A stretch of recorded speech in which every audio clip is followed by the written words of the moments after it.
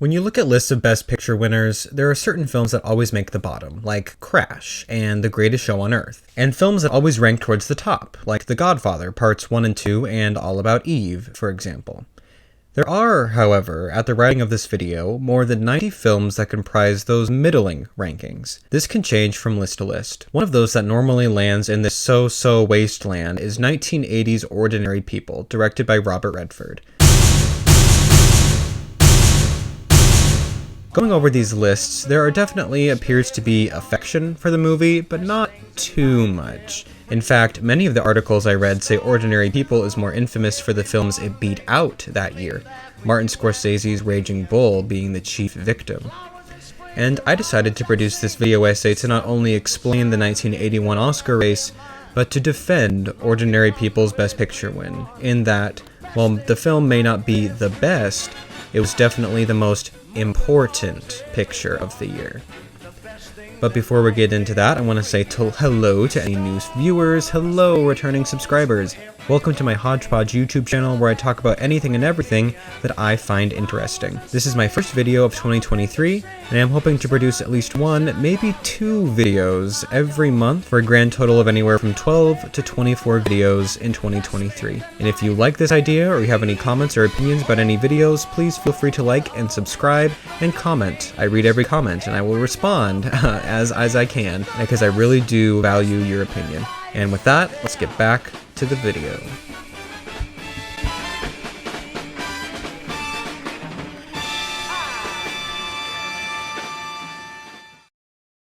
Imagine, if you will, that you're a budding writer, barely have your almost ready manuscript of your first novel out the door, and then bam, a late 1970s Robert Redford is at your door. Are you wet or are you wet? He's looking to direct the film version of your book, and you think this is a very good idea. This is more or less what happened with Judith Guest, the author of the novel Ordinary People. What drew the actor turned director to the material in the first place? Let's look at what the plot of this thing is. The Jarretts, Mother Beth, Father Calvin, and son Conrad live in the middle of suburbia and are not entirely on the same page. Conrad has recently come home from a psychiatric hospital, a visit caused by a suicide attempt following his brother's accidental drowning. While his parents urge him back to normal, Conrad's resistance and self-consciousness prevent him. He fears people view him differently, that his closest friends still believe there's something wrong with him. Further in his alienation, he is held back a year, not able to finish out high school with his peers. Conrad was given the number of a therapist, Dr. Berger, who he sees throughout the novel. Conrad is at first hesitant because he believes these sessions will disrupt his reintegration, but he ends up finding them helpful in how to cope with the massive amount of guilt and stress he's experiencing. He lays eyes on and eventually flirts with fellow student Janine, and the two hit it off. Janine, too, has some damage and doesn't gawk at Conrad like a sideshow. She views him as a person, and this is what helps Conrad not isolate the grief in his life, but work around the grief he's feeling. Meanwhile, Beth and Calvin are at odds with how Conrad needs to go on with his life. Calvin is very pro-therapy, actively encouraging Conrad to attend his sessions regardless of the cost. Beth fears their social standing, proclaiming that therapy is a very private matter. Come on, for most people it's a status symbol right up there with going to your. Well, I thought your blurting it out like that was in very bad taste. I didn't think Not it was to mention a violation of privacy. Whose privacy? Our privacy, the family's privacy. I think it is a very private matter. Friction between the two mounts in various ways, through Calvin's alleged coddling and Beth's inability to cope with disorder, eventually climaxing on a vacation to Texas. I think there's a point. He controls you even when you're 2,000 miles He away. isn't the problem. Isn't he? No, he isn't. Now let's talk about what's really bothering you. No, let's talk about what's bothering you. Because that's what you want, isn't it? Beth leaves their separation up to Calvin to explain. The film has a downer ending, this is true, but ultimately the message of the film is that depression and grief can indeed sink people, but you need to have the proper support in order to release yourself from that downward spiral. Conrad, ashamed and hurt, actively seeks help. At first not sure of its merits, but is given the tools to succeed. Beth, by contrast, decides everything is fine and blends into life again, even if that grief is just under the surface. I've already done a video on Beth's character, basically pointing out her refusal to acknowledge any kind of dysfunction stems from generational ignorance and how she's immediately at a disadvantage because the book is written from the perspective of Conrad and Calvin, and you can watch that on your own time as a supplement. In bringing the book to life, Redford ultimately did one thing. He softened the character of Beth. This is important because of who he got to play her, America's sweetheart and favorite sitcom career woman, Mary Tyler Moore. Redford directs Moore with a cold insensitivity, but gives her moments to show the audience exactly how Beth is coping, or not coping. All he wants is to know that you don't hate him. That's Hate it. him? God, how could I hate him? Mothers don't hate their sons. Is that what he told you? These moments are entirely crafted for the film. For instance, Conrad accidentally walked in on Beth sitting in his brother's bedroom, admiring and reminiscing of when he was alive. I'm sorry. Don't do that. Sorry, And finally, when she advises Conrad to wear a jacket outdoors when she knows it's getting chilly, and then it gets awkward. You know, that animal next door, that Pepper or Pippin, whatever his name is. Pippin. He's not a very friendly dog. I don't care what Mr. McGreary says. What he really He's wanted really was the not. retriever that was down the street for And sale. every time That's that what he dog wanted, comes the into this retriever. backyard and I try to get him out, Arf! Arf! Arf! Put that on if you're going to stay out here, okay? These moments intelligently and interestingly give us insight on how Beth is just as down as the rest of the family, even if she feels the need to keep up appearances. Beth never cracks in the book, at least not in front of Conrad. Do you see how you accept what he says with no questions, and you can't do the same thing I'm for just me? trying to can you? keep this family God, I don't know together. what anyone wants from me anymore. Moore is practically unrecognizable in her guise, not so much a physical transformation as a total personality switch. Moore is cold and calculated, but always provides insight as to how Beth is feeling. She's never a caricature, and Moore's genius inversion of her wholesome doting wife Laura Petrie and career woman Mary Richards works so well for her. I hate this woman, but I do understand where she's coming from. You tell her to stop it! You never tell her a goddamn thing! And I know why she never came to the hospital. She's busy going to goddamn Spain and goddamn Portugal! Why should she care if I'm hung up by the balls out there? Maybe this is how they sit around and talk at the hospital, but we're not at the hospital now. You never came to the hospital! Honey, How now do you your know mother about did the come to the hospital? hospital. Now you know that she did. She had the flu and she couldn't come inside, but she came to Yeah, the well, she hospital. wouldn't have had any flu if Buck was in the hospital. She would have come if Buck was in the hospital. Buck never would have been in the hospital. That's enough. Redford cast Moore as the matriarch, but challenging her at every turn is Timothy Hutton as Conrad, the much flashier, more awards-worthy role of the two.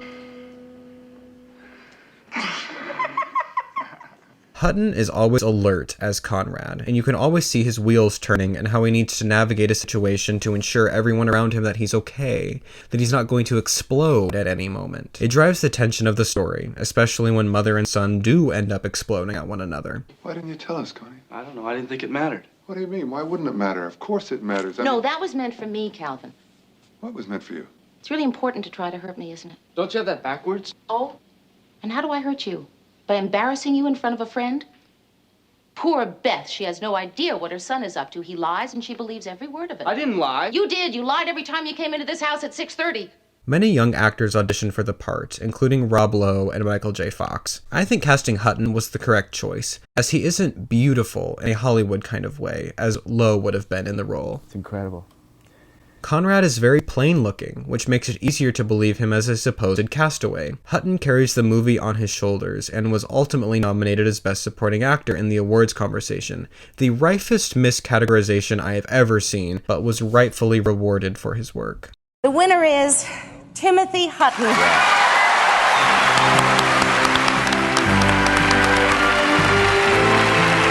Rounding out the family is Donald Sutherland as Calvin, the father. Many people of my generation know Sutherland as President Snow from the Hunger Games. Look at this. They're holding hands. I want them dead. But before that, he was just a character actor who chose subversive and odd films. Heard from your wife? Redford almost seemed to be casting based on hunches, as the softer side for Sutherland fits him like a glove. We can also congratulate the actors for doing their job as much as Redford for helming the entire project, but Redford had to see something within the actors to give them the roles. As Calvin, Sutherland is tender and understated.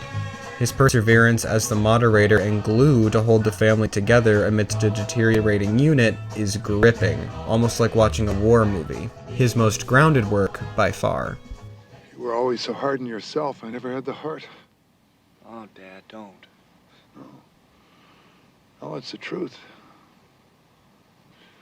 I never worried about you, and Backtracking a bit, Beth's resistance to Conrad's therapy is what I consider the crux of my argument. Ordinary People is so outstanding because it portrays therapy in a positive light. As in a 2022 context, it's like, wow, Dustin, like real revelatory.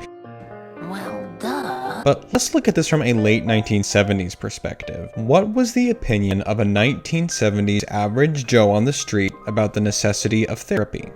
Before the 1970s, depression was usually considered a relatively rare condition involving feelings of intense meaninglessness and worthlessness, often accompanied by a vegetative and psychotic symptoms and preoccupations with death and dying, says Alan V. Horwitz, writing for the National Library of Medicine. During this period, the cultural conception of anxiety was not so much as a particular type of psychiatric illness, as a generic psychic consequence of the demands of pace of modern conditions of life. Dominant theories emphasized how a variety of psychosocial stressors, especially family and work-related problems, caused stress, nerves, and tension, all of which were manifestations of anxiety. Indeed, the ubiquitous nature of anxiety made it a symbolic condition of American society, as well as psychiatry, in the post-World War II era. Horwitz posits that, as a public, the US was so caught up in its own problems and zeitgeist that a generalized anxiety felt by most citizens was mischaracterized, downplaying or even flat-out denying the excessive burnout and lack of feeling. These expressions could be misconstrued and viewed as lazy or otherworldly, which is still a common misconception about mental illness today. Psychiatry is viewed negatively because it seems as though the people in charge of giving the therapy simply don't know what they are doing, and if they do, the therapy is not personalized enough for everybody to recover at their own pace.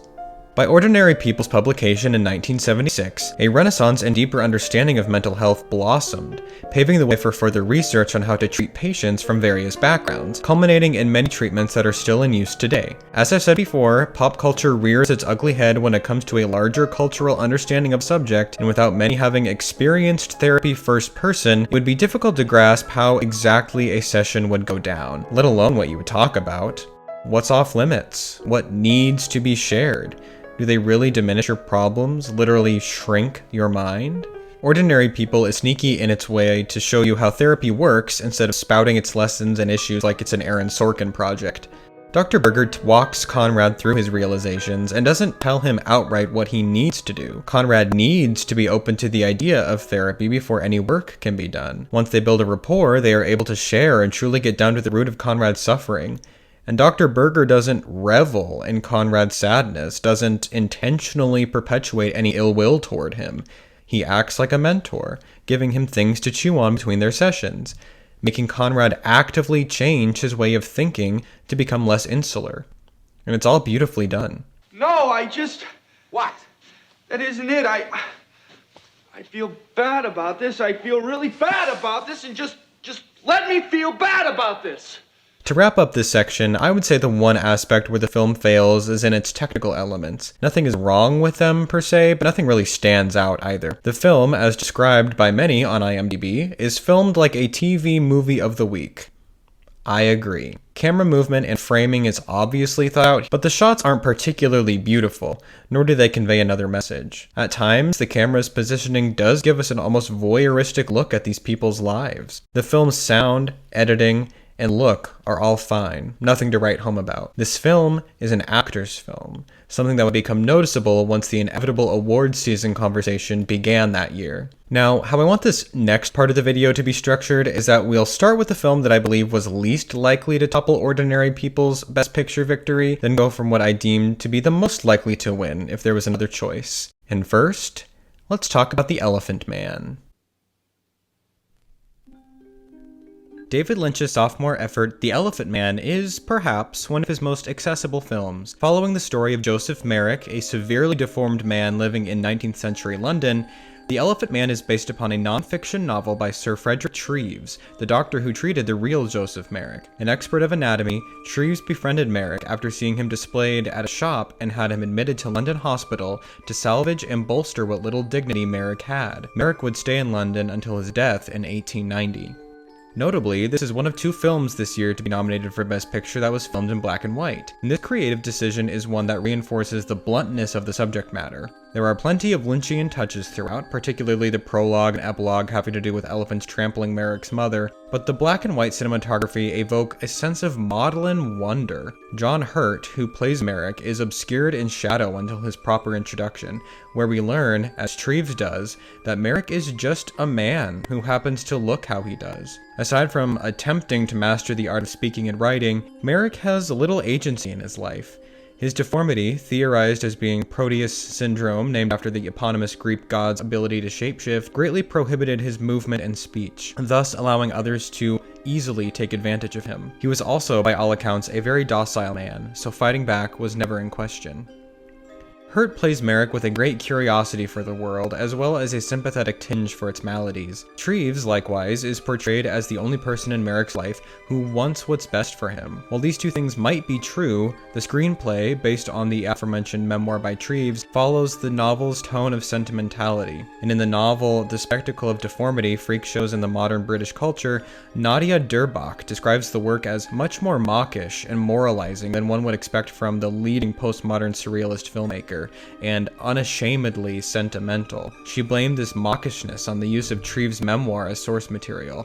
There is very clear, quite literal, black and white portrayals of good and evil in The Elephant Man, and we don't go to see Lynch films with that to be the case. There's nothing wrong with Lynch filming a film that's a bit more cut and dry than others in his catalog, but I believe what made The Elephant Man so appealing for Academy voters is that exact sentimentality. The film went home empty-handed on Oscar night, and I think this is due to the other film's achievements being much flashier, or being helmed by much more established names in the industry. The film's relatively shallow exploration of its subject could also be the culprit. The Elephant Man's greatest contribution to the history of the Oscars was the next year's permanent inclusion of the Best Makeup and Hairstyling Award. The industry was outraged when the Academy wouldn't be honoring this film's makeup artist Christopher Tucker, who based his makeup on actual casts taken of Merrick's body. The Academy implemented the award to be honored every year instead of when there happened to be an exemplary showcase of technical achievement.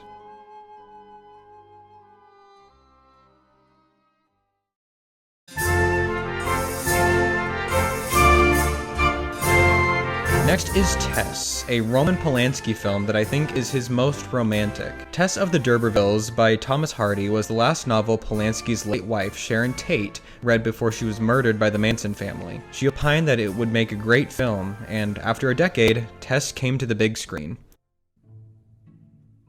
Starring Natasha Kinski in her film debut, Tess is the story of Tess d'Urberville, who discovers she may be related to the much more renowned and sophisticated D'Urbervilles, who live a few towns over. We watch Tess as she struggles to make a name for herself, appease her hard-to-please parents, dodge unwanted advances from men, and even fall in love. Out of all the films nominated for Best Picture this year, I like Tess the most after Ordinary People. There's a sense of wonder and majesty to the whole film that's hard to shake after all 3 hours. The cinematography rightfully won the Oscar, and it did win in a few other technical categories, and this epic is across the board a technical marvel.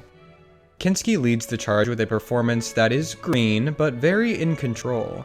We can always see Tess thinking about her next move, outsmarting the men around her who believe she's less than the sum of her parts. I like this moment when she's riding in the carriage. Very well. Do as you wish, I don't mind. But I thought you'd protect me, being a kinsman. Kinsman be hanged.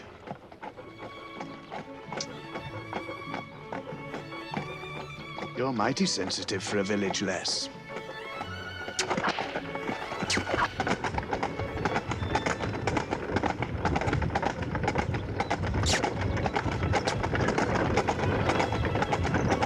Oh, my hat! Unfortunately, I think where the film falls off in terms of its competitive edge that awards season is the lack of acting nominations. Kinski, surprisingly, was not nominated for Best Actress, probably losing out on a spot for Ellen Burstyn in Resurrection, a much less loved film that year. Even a prestige boost like that could have launched Tess into the Best Picture conversation further, as there would have been a lot more to consider.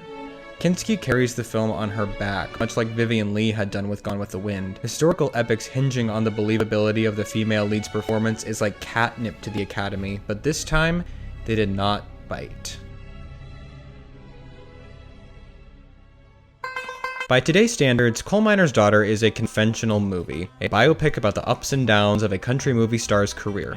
We have seen it dozens of times. I won't go as far as to say Coal Miner's Daughter is overly exceptional by any means, but the movie is helmed by the wonderful Spacek, who is mesmerizing in scene after scene. Her dialect, her singing, her mannerisms, everything shows that she has really done her homework for this part. The Academy had honored Spacek with a Best Actress nomination for Carrie, a rarity for a horror film. This showed that Spacek was one that the film industry should definitely invest energy into, and it resulted in her win this year. While Spacek is phenomenal in the movie, the performance is not transformative as something like Mary Tyler Moore as Beth, or Goldie Hawn's performance in Private Benjamin also that year, for example. Spacek's acting, I'd wager, is easier to judge because she is emulating a real person, and therefore the unit of measure for her acting is much more tangible. We can boil it down to, does she sound and look like Loretta Lynn? I'd argue it was closer to winning Best Picture than The Elephant Man or Tess because of this high-profile nomination, as well as its nomination for Best Adapted Screenplay, making Academy voters watch it probably more than once, and really evaluating its merits. This, coupled with Spacek's wins all throughout awards season, could have given Coal Miner's Daughter an edge in the Best Picture category, but voters likely found rewarding Spacek was good enough. What's with this kissing on the mouth? I just said hello. Can I kiss my sister-in-law? And is she good enough for you? I don't even kiss mom on the mouth the way you kiss. All of a sudden, you're like a Romeo. So you're not supposed to kiss your mother on the mouth. That's what I'm talking about. Infamously, Raging Bull was the big loser to ordinary people on Oscar night. How could a weepy little drama defeat a bright, flashy powerhouse like Scorsese's masterwork? I think the answer here is twofold. 1. Robert De Niro. De Niro won his second Oscar for his role as Jake LaMotta, and it was very deserved. De Niro is sharp and pointed in his portrayal, never pumping the brakes. He is at command of his surroundings without ever swallowing everything whole. It can be, at times, hard to root for LaMotta in his own story, but the sympathetic parts of the narrative, namely the ending and the ups and downs of his career, give De Niro the space to navigate the boxer's arc. Like Spacek, if voters were to reward the film anywhere, it would be for De Niro's performance. 2. The film is very hard to watch. Like most of the films nominated this year, the subject matter here is not easy. There's physical brutality, abuse, infidelity, pedophilia, among other things. This is the grittiest film of the bunch. But this kind of realism, especially within the last 50 years or so, is generally widely embraced by the Academy. Scorsese confidently puts these things on the screen and unflinchingly shows us that Jake LaMotta is definitely not a good person. The title, Raging Bull, is definitely true for LaMotta's personal life as a boxer and his personal life that is constantly falling apart around him. The film is shot in black and white, which adds to the bleak tone. These hardships are literally displayed in black and white, and that's what makes for compelling drama. I think these blunt displays are what gave ordinary people the edge, to be honest. Difficult films are easy to praise and throw nominations at, but the Academy are usually not the ones to reward films that are just nasty for nastiness' sake. Where Raging Bull ends with LaMotta sullenly living in the past, ordinary people looks forward toward healing. This is a much more saccharine approach, sure, but given the subject matter of the nominees this year, it's a breath of fresh air.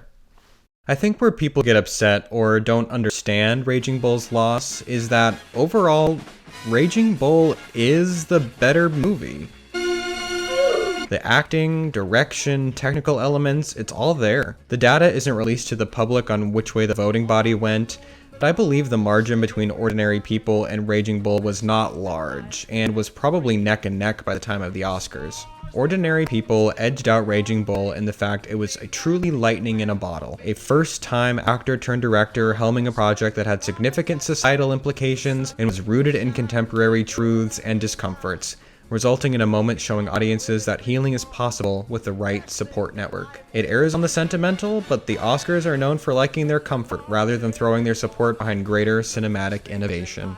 While Ordinary People is not a true masterwork in film canon, it stands high with a Best Picture win because it gave us a different perspective in which to view a sensitive subject. After all, Beth, Calvin, and Conrad could be anyone you know, marred by tragedy and grief so much the family unit is desperately trying to stay afloat. This film isn't about larger-than-life boxers or country music stars or buoyed by exceptional visuals and groundbreaking effects. The effect of the picture lies at the truth and honesty captured by the filmmakers, because it could be about anybody. And that, I think, is what makes Ordinary People extraordinary.